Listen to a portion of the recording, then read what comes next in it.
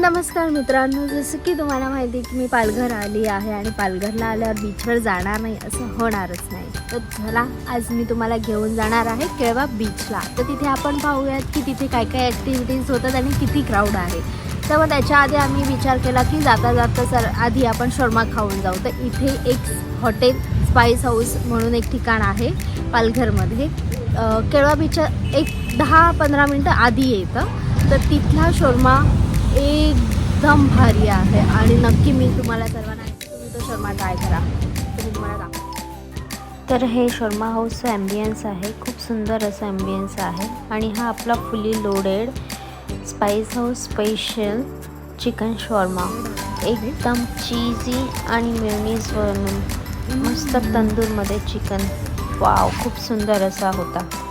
तर चला तर जाऊया आता आपण निसर्गरम्य ठिकाणी केळवा बीच. एक दिवसाच्या पिकनिकसाठी हे ठिकाण परफेक्ट आहे आणि हे आज आपण पाहणारच आहोत. केळवा बीच हे पालघर स्टेशनपासून फक्त 15 ते 20 मिनटाच्या अंतरावर असलेला हा सुंदर समुद्रकिनारा त्याच्या लांबच लांब पसरलेल्या वाळूसाठी आणि सुरूच्या वनासाठी देखील ओळखला जातो. तुम्ही पाहू शकतात रस्त्याच्या आजूबाजूला अशी गर्द अशी हिरवीगार झाडं आणि त्याच्यामध्ये ही नारळाची झाडं. हा प्रवास एकदम सुखकर करून जातात. मनाला एकदम शांतता वाटते. तुम्ही पाहू शकतात इथे येऊन असं वाटतं की आपण गोव्यालाच आलो आहोत. एकदम मिनी गोवा अशी वाईब इथे येऊन आपल्याला मिळते. तर इथे पोचण्यासाठी तुम्ही ट्रेनने सुद्धा येऊ शकतात किंवा स्वतःच्या गाडीने देखील अगदी सहज इथे पोहोचू शकतात. इथे आल्यावर मिळणारी ही थंड हवा आणि समुद्राच्या लाटांचा तो आवाज आपल्या मनाला खूप खूप खूप आभारी देतो. तर हे पाहू शकतात आता आपण केळवा बीचच्या जवळ पोचतो आहे. त्याच्या आधी आपल्याला लागतं हे शीतलादेवी मंदिर आणि इथे तुम्हाला एक पाण्याचा कुंडसुद्धा पाहायला मिळेल आणि हे एंट्रन्स आहे. इथे तुम्हाला 5 रुपये अशी ही बीचला जाण्यासाठी फी लागते.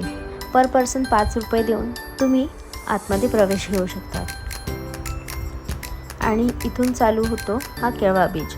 तुम्ही पाहू शकतात इथे तुम्हाला लहान मुलांसाठी खेळणीसुद्धा मिळून जाणार. इथे असे खूप सारे खायचे छोटे छोटे स्टॉल्स लागलेले आहेत.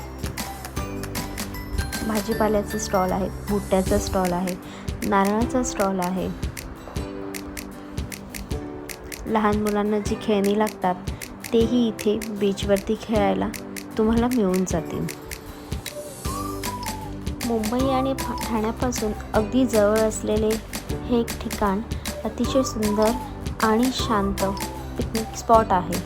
मुंबईजवळ बेस्ट पिकनिक स्पॉट म्हणजे केळवा बीच पालघर. जर तुम्ही एका दिवसाच्या ट्रिपसाठी प्लॅन करत असाल तर हा व्हिडिओ नक्की तुम्हाला एक उत्तम दर्जा ठरू शकतो. सूर्यास्ताचा असा एक सुंदर नजारा तुम्ही कधी पाहिलाच नसेल.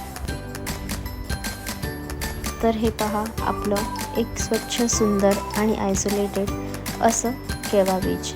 इथे सॅटर्डे संडे तुम्हाला गर्दी पाहायला मिळेल, पण जर तुम्ही वीकडेजमध्ये आलात किंवा फ्रायडेला जरी आलात तरी तुम्हाला फार कमी अशी गर्दी इथे पाहायला मिळेल. तुम्ही पाहू शकता की मी आलेले आहे केळवा बीचवरती आणि हा लेस क्राऊडेड बीच आहे. केळवा बीच पालघरमध्ये आहे. तुम्ही नक्की या, खूप कमी क्राऊड आहे इथे. इथले स्थानिक जेवण आणि गरमागरम वडापाव ट्राय करायला विसरू नका. जर तुम्हाला स्टे करायचा असेल तर इथे बजेट आणि रेस्टॉरंटसुद्धा खूप उपलब्ध आहेत.